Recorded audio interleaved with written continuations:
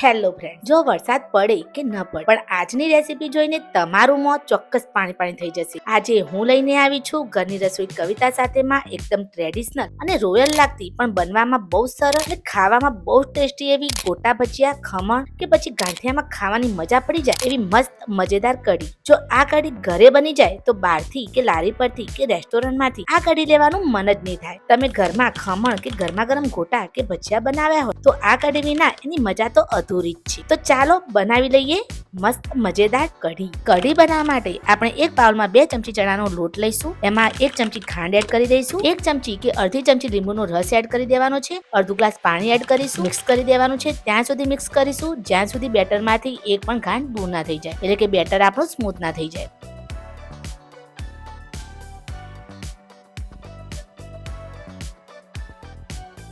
એક વાસણમાં 1 ચમચી તેલ લેવાનું છે. એમાં અડધી ચમચી રાઈ ફોડવાની છે.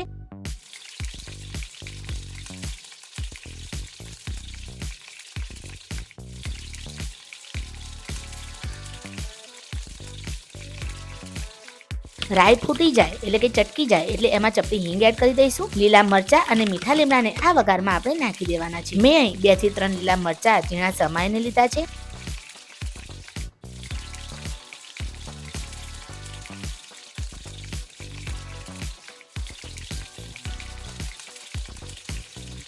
લીલા મરચા થોડા ચડી જાય એટલે આપણે ચણાના લોટનું તૈયાર કરેલું બેટર આ વઘારમાં એડ કરી દેવાનું છે. અડધી ચમચી હળદર પાવડર એડ કરીશું. હળદર નાખવાથી કઢીનો રંગ બહુ જ મસ્ત થઈ જશે, એટલે કઢી આપણી પીળા રંગની હોય છે એ કલર ઉભરાઈને આવે. બેટરમાં ચણાનો લોટ છે એટલે થોડું ગરમ થઈ જશે એટલે બેટર આપણું જાડું થવા લાગશે. અને આ કઢી આપણે પાતળી હોય છે એટલે આપણે 1 ગ્લાસ પાણી એડ કરી દેવાનું અને આ કઢીમાં 2 થી 3 ઉફંડા આવવા દઈશું. તમને લાગે પાણી રેડવાની જરૂરિયાત તો બીજું તમારી જરૂરિયાત પ્રમાણે કઢીમાં પાણી રેડી દેવાનું, પણ કઢી જાડી નથી રાખવાની.